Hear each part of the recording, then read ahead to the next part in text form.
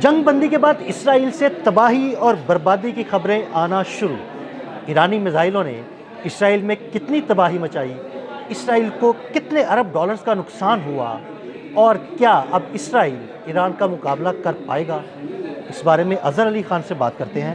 اظہر بھائی، cease fire ہوا، اس کے بعد یہ اطلاعات آنا شروع ہو گئی ہیں کہ ایران نے اسرائیل میں کتنی تباہی پھیلائی، کیونکہ ہو یہ رہا تھا کہ جنگ کے دوران اسرائیل سے خبریں نہیں آ رہی تھی، انہوں نے بہت زیادہ میڈیا پہ پابندی لگا رکھی تھی۔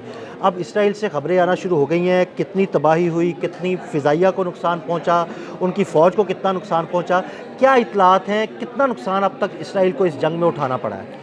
اسرائیل کو ایران نے برباد کر دیا اور اس کے تمام دفاعی نظام کو تباہ کر دیا، اس کے شہری نظام کو تباہ کر دیا، اس کی گورنمنٹ کو تباہ کر دیا۔ وہاں ناقابل تلافی نقصان ہوا ہے، اور یہ کوئی اور نہیں کہہ رہا، یہ جیروسلم پوسٹ کہہ رہا ہے، جو ان کا اپنا اخبار ہے۔ کوئی اور کہتا تو بندہ کہتا کہ شاید یار فیک ہو سکتا ہے یا جھوٹ ہے کوئی جیسی، لیکن اگر ان کا اپنا اخبار جس پہ پابندیاں بھی تھی وہ بتا رہا ہے، اس کا مطلب ہے کہ اس پہ واقعی سچائی ہوگی۔ جی، وہ یہ بتا رہا ہے جیروسلم پوسٹ کہ اب تک جو ایران اور اسرائیل کی وار ہے، اس سے اسرائیل کو 11 ارب 30 کروڑ ڈالر کا نقصان ہوا ہے۔ یہ بہت بڑی فگر ہے، اور میں یہ بھی مانتا ہوں کہ اس کو بہت احتیاط سے انہوں نے پچ کیا ہوگا۔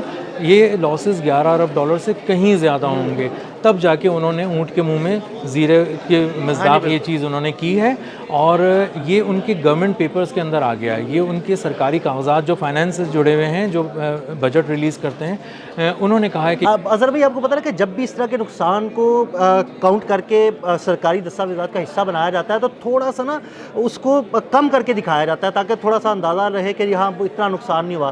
تو آپ کی بات بالکل ٹھیک ہے کہ اگر یہ 11.5 ارب ڈالر کی بات کریں تو اس کا مطلب یہ ڈبل ہوگا۔ یہ بالکل ڈبل ہوگا، ہو سکتا ہے ڈبل سے بھی زیادہ ہو، اور یہ نتن یاہو کے منہ پہ تماچا ہے۔ 11 ارب ڈالر بھی چھپ جانا کسی اخبار میں، یہ ایک بہت بڑی خبر ہے، اور اصل میں اس لاسز اس سے کہیں زیادہ ہیں۔ اگر آپ ایک ہی رات کی بات کریں نا، جس میں ایران نے ان کی فضائیہ کو اڑا دیا تھا، فارورڈ آپریشنز کو اڑا دیا تھا، تو وہی تقریباً 4 ارب ڈالر کے لاسز سے میں یقین سے کہہ سکتا ہوں کہ اس 11.5 ارب ڈالر میں وہ 4 ارب ڈالر کے لاسز نہیں ہوں گے۔ میں یہ دعوے سے کہہ سکتا ہوں کہ بنائے براق میں جو میزائلوں کی بوچھاڑ ہوئی تھی، تل ابیب کو تو چھوڑ ہی دینا، بنائے براق ان کا ایک جو شہر ہے، اس پہ جو حملے ہوئے تھے وہ اس سے کہیں زیادہ ہیں۔ میں یہ دعوے سے کہہ سکتا ہوں کہ جو حیفا کی آئل ریفائنری کو ناقابل تلافی نقصان پہنچا، جو کیمیکل فیکٹریز کو زمین بوس ہو گئی تھی حیفا کی آئل ریفائنری تو تباہ ہو گئی، ان کی ڈرون کی سب سے بڑی فیسلٹی اسرائیل کی تل ابیب کے پاس تباہ ہو گئی۔ اس کے علاوہ کیمیکل کے پلانٹس تباہ ہو گئے، ان کے ایکسپورٹ کے جو زونز تھے جہاں بہت ساری فیکٹریز تھیں وہ تباہ ہو گئیں، اس حد تک کہ انہوں نے کہا کہ ہماری ایکسپورٹس پہ براہ راست اثر پڑے گا، اسرائیل سے کوئی چیز باہر نہیں جا سکتی۔ تو یہ ان سب کو ایگریگیٹ ایک ٹوٹل اگر آپ کر کے دیکھیں گے، جمع کرنا شروع کریں گے، تو آپ کو اندازہ ہوگا کہ یہی کوئی 15-20 ارب ڈالر بن جاتے ہیں۔ تو کہ 11 ارب ڈالر کی تو بات بہت چھوٹی رہ جاتی ہے۔ اس کے بعد آپ دیکھیں جو شہری نظام ہے، اس میں ایک بہت ہی چھوٹی بات کرتے ہیں ہم، سینیٹیشن کا نظام تباہ ہو گیا۔ ہاں، اس بارے میں نے اور آپ نے ایک سٹوری بھی کی تھی کہ ویلاگ کیا تھا کہ سینیٹیشن کا نظام بالکل تباہ برباد ہو گیا، اور جن بنکرز میں لوگ پناہ لیے ہوئے ہیں وہ کہہ رہے ہیں کہ بدبو سے ہماری موت واقع ہو جائے گی، بھائی ہمیں یہاں سے نکالو۔ وہ باہر نکل آئے تھے، انہوں نے کہا بھائی ہمیں بدبو سے نہیں مرنا، چلو میزائل سے ہی مر جاتے ہیں۔ انہوں نے مظاہرے کرنے شروع کر دیے تھے، اور وہاں پہ اندازہ یہ ہوا کہ جو ان کا سینیٹیشن کا نظام تھا وہ تباہ ہوا میزائل حملوں میں۔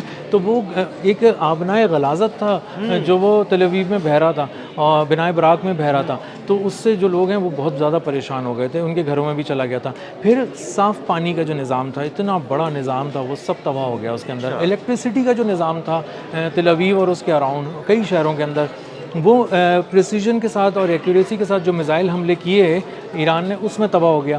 تو ایک ایسی تباہی کی داستان رقم ہوئی ہے اسرائیل میں کہ آپ اگر شعبہ وائز بھی اس کو کہیں، آپ اٹھا کے دیکھیں نا سیکٹر وائز، تو بھی آپ اس تباہی کو اگر نوٹ کرنا شروع کریں گے تو آپ کو اندازہ ہوگا کہ 11 ارب ڈالر تو کچھ بھی نہیں ہے۔ یہ تو شاید ایک آئرن ڈوم، ڈیوڈ سلنگ اور ایرو 3 والے جو 3-4 ملٹی لیئر ڈیفینس سسٹم تھے وہ تھے، انہی کا خرچہ ہو سکتا ہے۔ پھر انٹرسیپٹرز آپ نے سارے ضائع کر دیے، 3 بڑے دفاعی نظام کے انٹرسیپٹرز آپ کے پاس نہیں ہیں. ایئر فورس کے لیے آپ کے پاس جو طیارے ہیں لڑاکا, ان کے لیے آپ کے پاس میزائلز نہیں ہیں. اس کے علاوہ آپ کے پاس گیجٹس نہیں ہیں. اسرائیلی فوج کے پاس گیجٹس ختم ہو گئے جو وہ لڑتے تھے حفاظتی طور پہ پہننے کے بعد اور ان کو استعمال کرتے تھے جنگ میں, وہ سارے ختم ہو گئے. اس کے علاوہ جو بنکر سے اسپیشل بنائے ہوئے تھے, بہت مہنگے بنکر سے, جس میں ان کی ملٹری براس بیٹھ کے میٹنگ کرتی تھی, ملا کرتی تھی, وہ آ کے اس پہ جو ہائپر سونک میزائل کے اٹیک ہوئے, بیلسٹک میزائل کے اٹیک ہوئے, اس میں وہ تباہ ہو گئے. تو ایک تباہی کی داستان ہے جو اگر آپ اس کو دیکھنا شروع کریں گے تو آپ کو اندازہ ہوگا کہ یہ 11-11.5 ارب ڈالر کچھ بھی نہیں ہے. اور اس میں زیادہ مزے کی بات یہ ہے کہ اس میں بھی ہم آگے ڈسکس کریں گے کہ کس طرح اب یہ پیسہ ارینج کرے گا اسرائیل. یہ بہت انٹرسٹنگ سوال ہے کہ کس طرح سے یہ پیسہ اب اسرائیل کرے گا, کیونکہ یہ ایک بار پھر امریکہ کی جو جھولی میں کے آگے جھولی پھیلا کے پہنچ جائیں گے, ان کے ٹیکس پیئر سے پیسے لیں گے. اچھا مجھے یہ بتائیے گا کہ جتنے انفراسٹرکچر کا نقصان اٹھانا پڑا اسرائیل کو, آپ کو کیا لگتا ہے کہ کتنا عرصہ لگے گا اسرائیل کو واپس اپنے پاؤں پہ کھڑے ہونے کے لیے؟ یہ بہت ہی انٹرسٹنگ بات ہے. اس کے دو پہلو ہیں. ایک تو یہ کہ اسرائیل کو کتنا ٹائم لگے گا, اور دوسرا ایران کیا کر رہا ہے.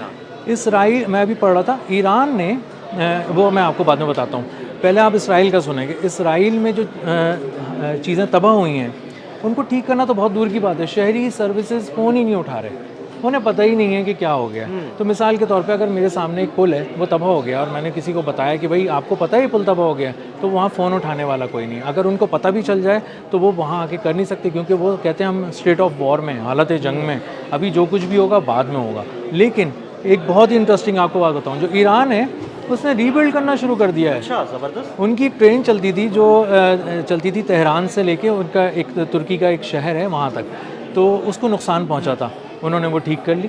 زبردست. اور وہ بڑی تیزی سے وہ کام کر رہے ہیں. وہ تیزی سے کام کر رہے ہیں, بحالی پہ کام شروع کر دیا. تو ایسا لگ ہی نہیں رہا کہ ایران حالت جنگ میں ہے, اور وہ اس کو کوئی بہت زیادہ سیریس لیتا ہے. وہ سمجھتا ہے کہ اس کی جس سے جنگ ہو رہی ہے اس کی تیاری ہم نے پہلے سے کی ہوئی تھی. اس کی بھی تیاری کی ہوئی تھی کہ جنگ کے ساتھ اگر ہمیں بحالی کا عمل کرنا ہو تو ہم کیسے کریں گے. اس کے علاوہ آپ دیکھیں کہ وہاں پہ خون کی کمی ہو گئی تھی, احتیاط کی. تو وہ کہہ رہے تھے کہ یار کس طرح سے ہوگا, پتہ نہیں کیسے خون ہوگا. تو انہوں نے ایک کال دے کے دیکھی ایرانیوں کو نا, وہ میں نے سنا ہے ہزاروں لاکھوں لوگ آگے فوراً 2,20,000 بیگ تو فوراً ہی آ گئے خون کے, اور سارا جو کمی تھی وہ ساری پوری ہو گئی. تو ایرانیوں نے نا حیران کیا ہے, اور اسرائیلیوں نے بھی حیران کیا ہے, لیکن اپنی بزدلی کی وجہ سے, لیکن اپنی تباہی کی وجہ سے, اور خوف کی وجہ سے. کتنا ڈرتے ہیں وہ لوگ, نہ جنگ لڑ سکتے ہیں, نہ بحالی کی بات کر سکتے ہیں. وہ بری طرح اسرائیل تباہ ہو چکا ہے, اور نتن یاہو اس تباہی کو دیکھ رہا ہے, اور اس کے پاس اب بتانے کو کچھ نہیں ہے. وہ یہ سمجھ بھی رہا تھا, بتا بھی رہا تھا کہ ایران کو تو کبھی آپ رکھیں ہی نہیں نا کسی اس میں کیٹیگری میں. ایران کو تو ہم ایسی پھونک مار کے اڑا دیں گے. لیکن اندازہ یہ ہو رہا ہے کہ 50 لاکھ ٹن صرف کاربن ڈائی آکسائڈ لے کر آ گیا ہے وہ اس جنگ کے بعد اپنے تل اویو اور دوسرے شہروں میں. تو نہ وہ سانس لے سکتے ہیں, نہ ان کی جیب میں پیسے ہیں. تباہی ان کی ہو چکی ہے, سینیٹیشن کا نظام ان کا تباہ ہو چکا ہے, پانی کا نظام ان کا تباہ ہو چکا ہے, بجلی کا نظام ان کا تباہ ہو چکا ہے, آئل ریفائنریز فیسلٹیز ان کی اڑ چکی ہیں. تو ان کے پاس اب کچھ بچا نہیں ہے, ان کے پلے اب کچھ نہیں ہے اسرائیل کے. بہت شکریہ اظہر بھائی. اظہر بھائی نے بڑی تفصیل کے ساتھ اس سارے معاملے پر روشنی ڈالی. مزید اپڈیٹس کے لیے ہمیں فالو کرتے رہیں. عدیل احمد اور اظہر علی خان کو اجازت دیجیے گا. اللہ حافظ.